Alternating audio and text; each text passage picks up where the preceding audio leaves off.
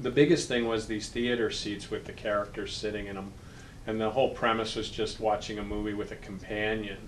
And so I think really that was the radical idea behind Mystery Science Theater. I didn't really come to it saying to Jim, we're going to have theater seats and robots and we're going to make 500 jokes during the movie. It wasn't like that in the least. It was just kind of like I thought I'd say something and a robot would bring in popcorn and we'd just chat. Yeah, I think originally, if I remember right, you also suggested maybe we could just say, oh, well, that factual things about the film too. That it, yeah, at the very yeah, it beginning, was kind of like I was just thinking it'd be like a companion and yeah, just I don't know, like yeah, this was movie made was the made same year as 2001 or yeah, something. yeah, and so it wasn't that whole what Mystery Science Theater became, but I think it was just the attitude that kind of happened when we were all together, and then I enlisted Josh and Trace, and we started doing it. We did 22 shows locally,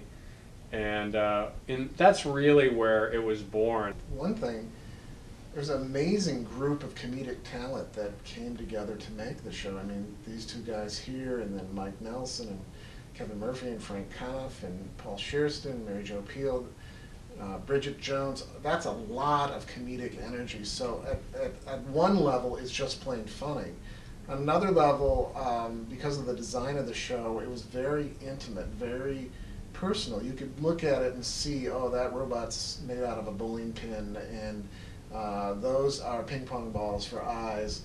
And so in a sense, the show was more accessible versus what was the rage at the time. It was just the beginning of CGI special effects, wherein anything is possible and anything is imaginable.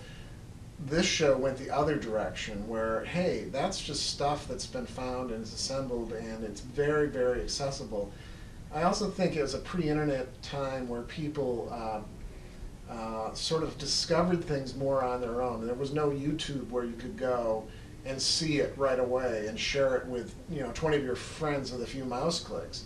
This was something you might find, you like it very, it strikes a chord with you, and then you share the tape with someone, and so it spreads very personally as opposed to maybe a more interpersonal way that would happen today. Personally, I remember I'm a magic hobbyist, and I remember reading something in a magazine that there was like a convention and they were saying, ladies, we're staging a hat party. And it was just something I read in a magazine, and I just remember getting to say that. And it was, and again, it's like there was so much pleasure in getting to do that, having the freedom to go, I just found this saying really funny. I'm just going to say it, and thank goodness it'll just go in. Don't cross the streams. Yeah, don't do it, man. I just think, really we're here to promote the Mystery Science Theater box set, so I don't want to spend too much time on this. But I just think,